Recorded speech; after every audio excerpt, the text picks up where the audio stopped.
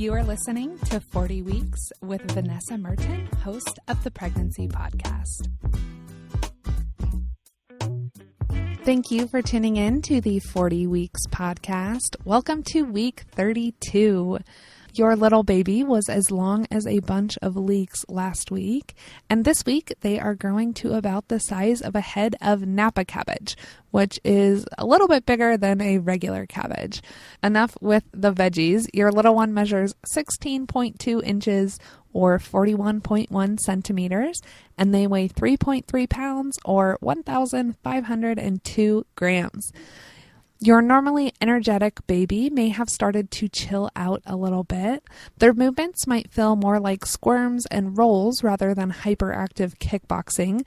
The reason for this is that your little baby has less room to stretch out and move around.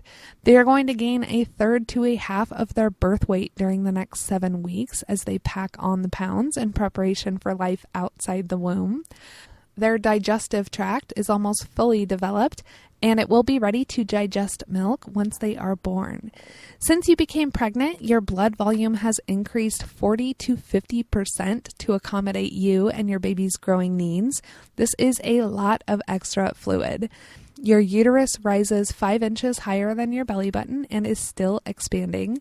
You may be getting a little uncomfortable this trimester as everything keeps growing, but hang in there. Only 2 short months to go before you get to meet your little baby.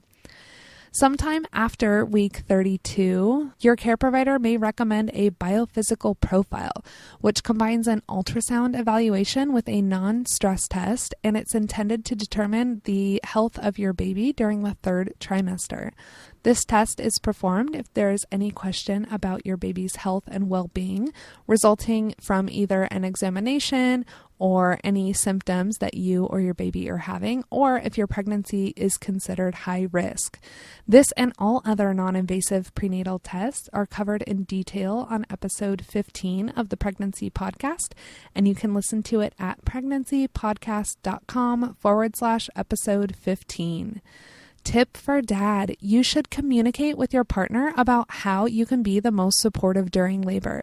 Do they prefer you to just offer encouragement and hold their hand, or do they want you playing an active part in the labor process and urging them to maybe try some new positions? When your son or daughter is born, you may have the opportunity to cut your baby's umbilical cord or catch the baby as he or she is born, if those are things that you want to do.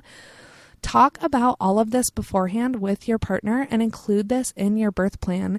Be sure to let the hospital or birth center staff know your preferences for your birth ahead of time.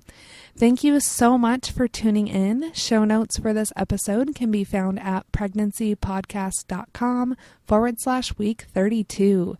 Next week, your baby gets their own immune system. And until then, I wish you the very best on your pregnancy journey. There are so many awesome resources available to you at pregnancypodcast.com, and you can sign up with your email address and your due date to get a weekly email with a link to the episode for your specific week every week in your inbox.